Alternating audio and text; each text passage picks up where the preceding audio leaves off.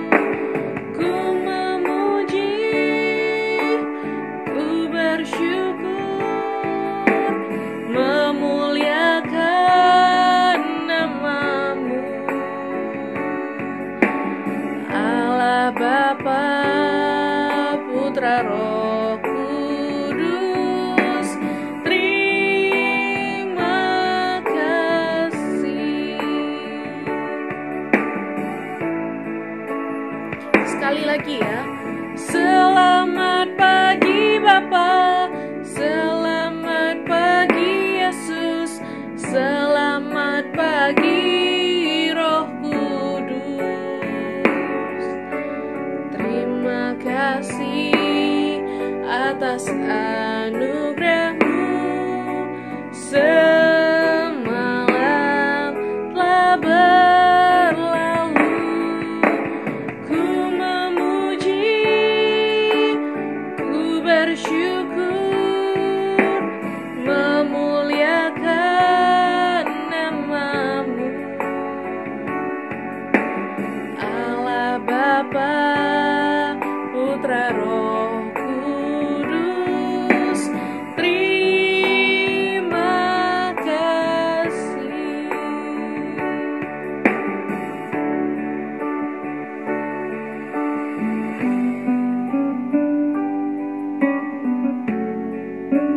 Sekali lagi kita nyanyikan dengan sepenuh hati.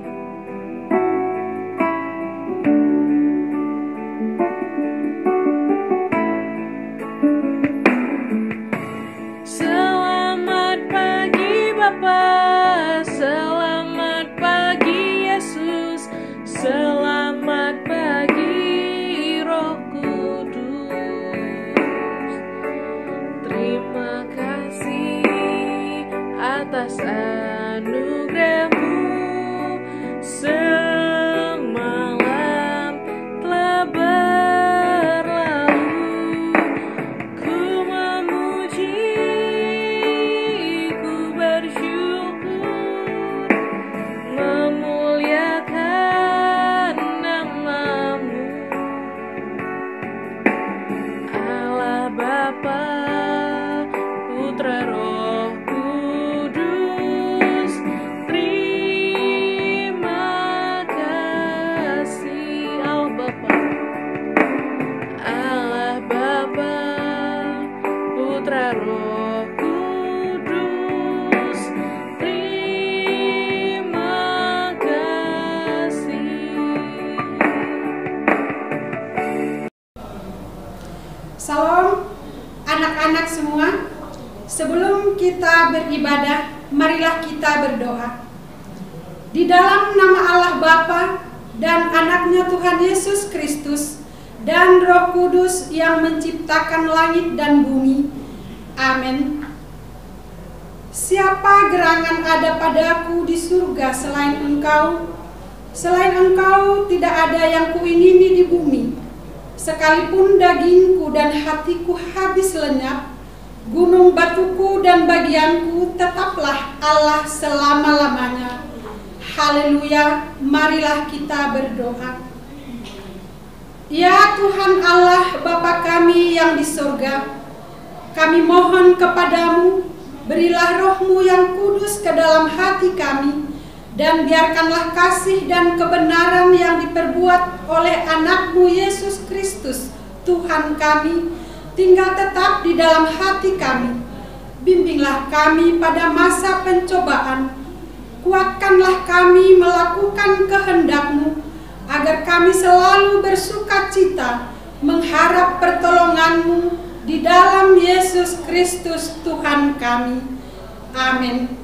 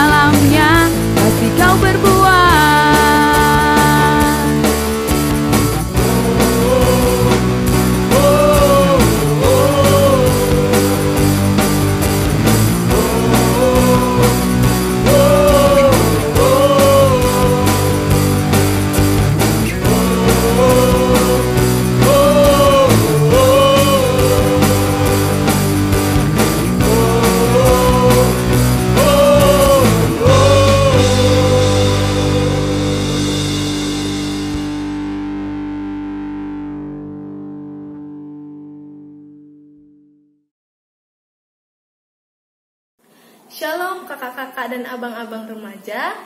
Sebelum kita mendengarkan firman Tuhan, ayo kita satukan hati kita berdoa. Mari kita bersatu di dalam doa. Tuhan Yesus, terima kasih atas berkat yang masih Engkau berikan kepada kami, sehingga kami masih bisa merasakan kasih setia-Mu kepada kami. Tuhan Yesus, sebentar kami akan mendengarkan firman-Mu. Kiranya firman-Mu menjadi teladan bagi kehidupan kami yang dapat kami lakukan di dalam kehidupan kami sehari-hari. Berkati juga hamba yang akan menjelaskan sebagian dari firman-Mu. Kiranya firman-Mu dapat hamba jelaskan sesuai dengan kehendak-Mu. Inilah doa dan permohonan kami Tuhan. Kiranya Engkau memberkati kami dan memberikan kami roh hikmat dan kebijaksanaan. Di dalam nama Tuhan Yesus kami telah berdoa dan mengucap syukur. Haleluya. Amin. Oke, adik-adik remaja, kakak-kakak dan abang-abang remaja, kita akan mendengarkan firman Tuhan yang diambil dari 1 Samuel 20 ayat 20 sampai 22. Kakak ulangin ya. 1 Samuel 20 ayat 20 sampai 22. Sudah dapat ayatnya? Kalau sudah, ayo kita baca bersama-sama. Kakak baca di sini dan adik-adik baca di rumah. 1 Samuel 20 ayat 20 sampai 22. Maka aku akan memanahkan 3 anak panah ke samping batu itu, seolah-olah aku membidik suatu sasaran. Dan ketahuilah, aku akan menyuruh bujangku, pergilah mencari anak-anak panah itu. Jika tegas kukatakan kepada bujang itu, lihat anak-anak panah itu lebih kemari, ambillah. Maka datanglah, sebab demi Tuhan yang hidup, engkau selamat dan tidak ada bahaya apa-apa. Tetapi jika begini kukatakan kepada orang muda itu, lihat anak-anak panah itu lebih ke sana, maka pergilah, sebab Tuhan menyuruh engkau pergi. Demikianlah firman Tuhan. Nah, sebelum kita ke ayat firman Tuhan ini, kakak akan mengingatkan firman Tuhan minggu lalu. Siapa yang masih ingat? Ya, banyak sekali yang masih ingat ya. Ya, firman Tuhan kita minggu lalu adalah tentang seorang yang taat, seorang yang patuh, seorang yang baik, dan dia adalah benar pada zamannya. Siapa itu? Iya, dia adalah Nuh. Dia adalah orang yang disuruh Tuhan untuk membuat sebuah bahtera. Nah, untuk apa Nuh membuat bahtera? Karena Tuhan ingin menghukum manusia-manusia di zaman itu, manusia-manusia yang ada di bumi, karena mereka telah melakukan dosa yang sangat besar dan sangat banyak. Maka Tuhan Yesus marah, dan Tuhan Yesus menyuruh Nuh untuk membuat sebuah bahtera, karena ia akan menurunkan air bah. Nah, air bah itu diturunkan selama berapa hari? 40 hari, 40 malam. Nah, saat itu si Nuh menyuruh seekor burung untuk dia mengetahui bahwa air bah itu sudah surut apa belum. Nah, setelah itu dia menyuruh burung gagak. Tetapi burung gagaknya pergi lalu pulang. Nah, seminggu kemudian Tuhan Yesus menyuruh Nuh menyuruh burung merpati. Lalu burung merpatinya pergi dan pulang kembali. Lalu seminggu kemudian Nuh menyuruh merpati lagi untuk pergi melihat apakah air bah sudah surut. Dan si burung merpati membawa daun zaitun yang segar. Lalu seminggu kemudian dia menyuruh merpati untuk pergi lagi, tetapi burung merpati itu tidak datang-datang lagi ke dalam bahtera. Nah, saat itu si Nuh yakin kalau air bah sudah surut. Nah, setelah itu semua yang ada di dalam bahtera, yaitu Nuh, keluarganya Nuh, dan binatang-binatang yang ada di dalam itu keluar dari bahtera. Dan Nuh pun melihat alam sudah segar. Nah, saat itu Nuh menggunakan alat komunikasi, yaitu si burung. Nah, apa hubungan tema dengan alat komunikasi si Nuh dengan si burung? Nah, tema kita minggu ini sesuai dengan cerita, yaitu alat komunikasi. Apa sih alat komunikasi itu? Pasti kakak-kakak dan abang-abang remaja sudah pada tahu. Tapi kita jelaskan lagi ya. Alat komunikasi sesuai dengan KBBI atau Kamus Besar Bahasa Indonesia adalah cara, sarana, atau benda yang digunakan untuk mendapatkan sebuah informasi atau sebuah ilmu pengetahuan. Nah, saat itu informasi atau alat komunikasi yang digunakan Nuh adalah burung merpati. Maka dia mendapatkan informasi, dia mendapatkan sebuah pengetahuan bahwa air bah telah surut, maka dia boleh keluar dari bahtera tersebut. Nah, setelah itu alat komunikasi dari tokoh Alkitab mana yang dapat kita bisa dengar sesuai dengan firman Tuhan yang kita bawa minggu ini, yaitu di 1 Samuel 20 ayat 20 sampai 22, yaitu seorang bujang yang disuruh untuk mencari anak-anak panah. Terdapat di mana itu? Di ayat 21. Dan ketahuilah aku akan menyuruh bujangku, pergilah mencari anak-anak panah itu. Siapa yang menyuruh ini? Siapa bujang ini? Dan untuk apa anak panah ini dicari? Nah, bujang ini adalah suruhan dari si Jonatan. Jadi Jonatan yang menyuruh bujang atau bujang itu bisa disebut dengan budak laki-laki atau pembantu laki-laki dari Jonatan untuk mencari anak-anak panah. Untuk apa dicari anak-anak panah ini? Ya, anak-anak panah ini dicari sama bujang atau budaknya si Jonatan untuk melakukan keamanan kepada si temannya si Jonatan. Siapa temannya?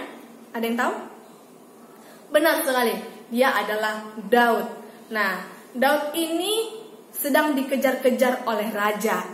Nah, si Jonatan ini membantu si Daud dari pengejaran tersebut. Siapa yang mengejar raja? Apa yang mengejar? Raja Saul. Dia adalah ayah dari Jonatan. Nah, si Jonatan membantu si Daud dengan cara berkomunikasi kepada bujang-bujangnya atau budak-budaknya laki-laki atau pembantunya laki-laki tersebut untuk mencari anak panah. Nah, alat komunikasi yang digunakan sangat baik dan sangat benar karena untuk menolong seorang teman. Oke. Minggu ini tema kita tentang alat komunikasi. Alat komunikasi yang digunakan pada zaman milenial ini apa sih? Pasti tahu semua. Benar sekali. Alat komunikasi yang kita gunakan pada zaman sekarang ini adalah laptop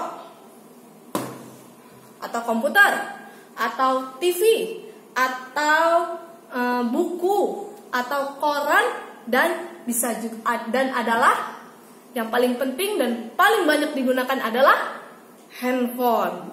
Nah, di handphone ini kita bisa belajar, kita bisa bersosial media, kita bisa menggunakannya untuk mendapatkan sebuah informasi ataupun sebuah ilmu pengetahuan. Nah, tapi zaman sekarang ini handphone ini banyak digunakan untuk hal-hal yang negatif. Kurangnya untuk digunakan dalam hal-hal positif.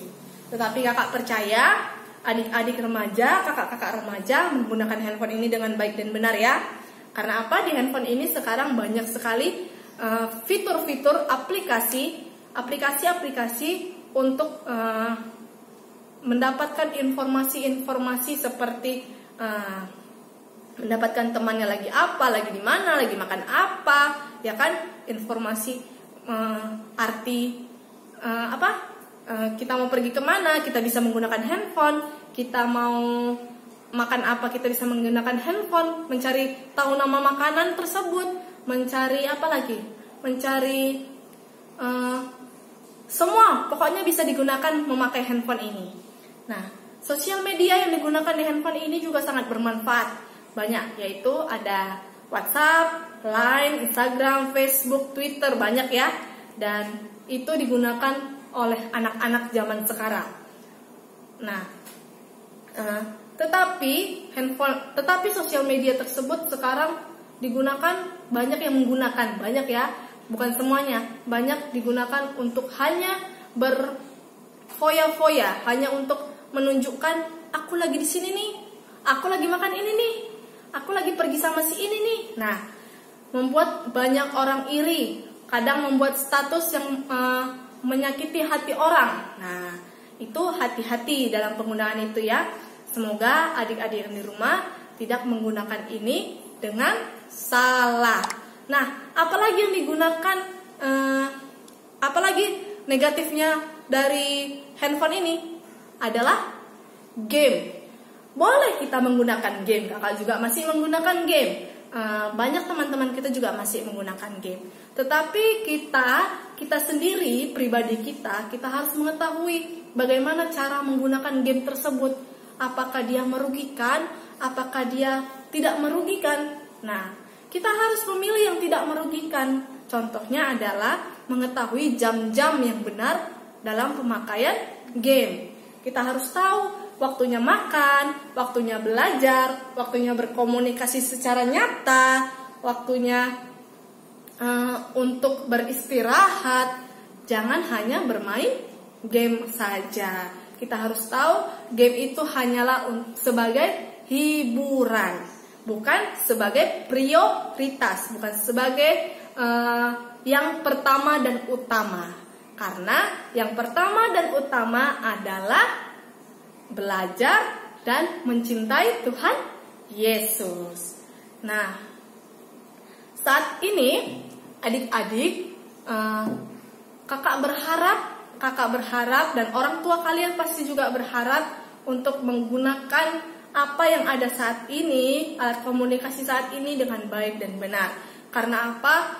Seperti kata firman Tuhan, hari-hari ini adalah hari-hari yang jahat jika kita tidak menggunakannya dengan bijak, jika kita tidak menggunakannya dengan baik.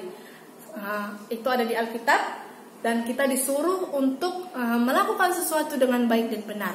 Kita bisa baca di Efesus 5 ayat 16 sampai 17. Nah, kita bisa baca bersama-sama. Sudah dapat semuanya?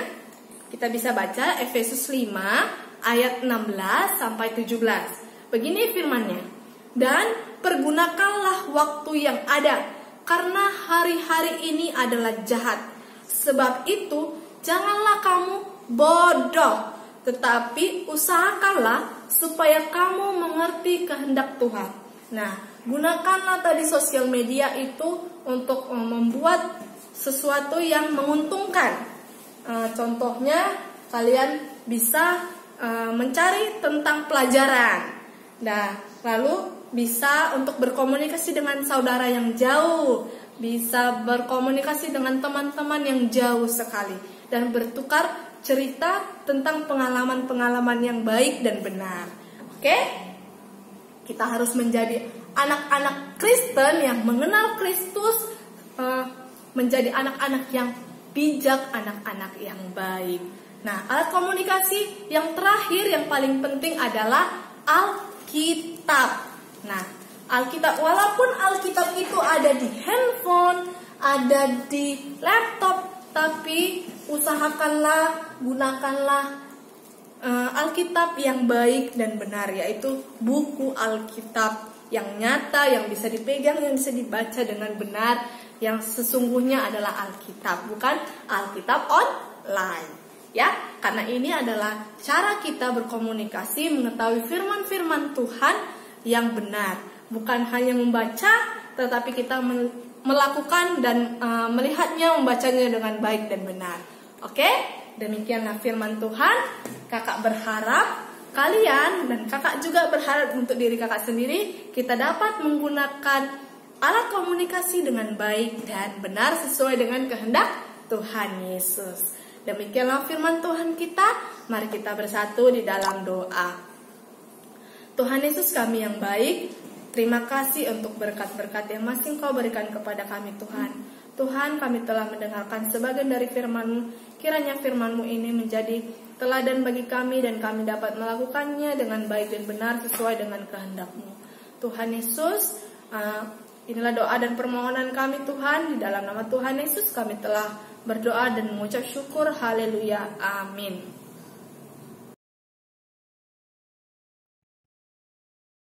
Oke adik-adik, kita akan menyanyikan lagu terakhir, Yesus berpesan dalam malam gelap. Nah, kakak ajak kalian untuk bangkit berdiri. Yuk kita sama-sama menyanyikannya.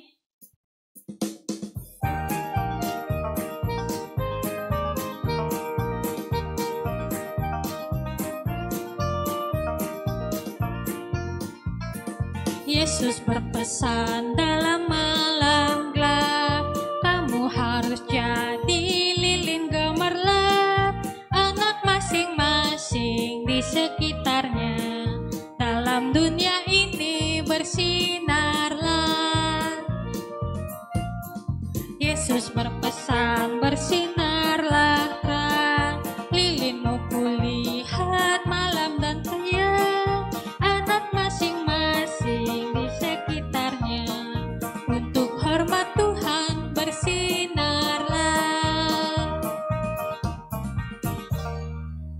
adik-adik, sekarang kita akan berdoa.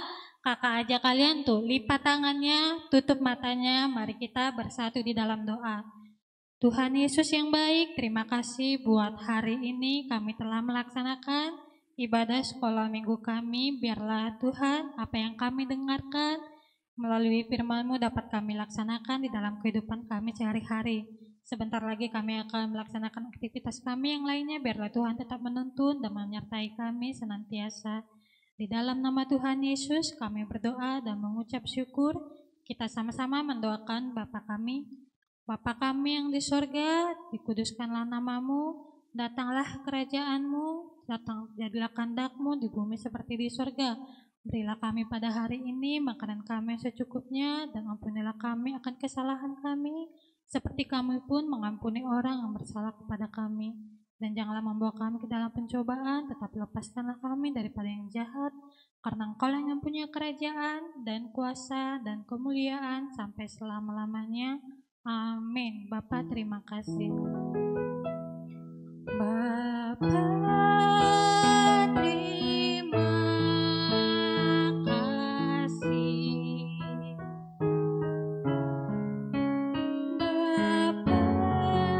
terima kasih.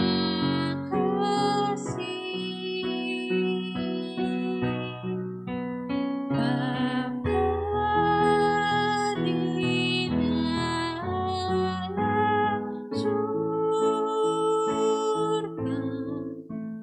ku berterima kasih.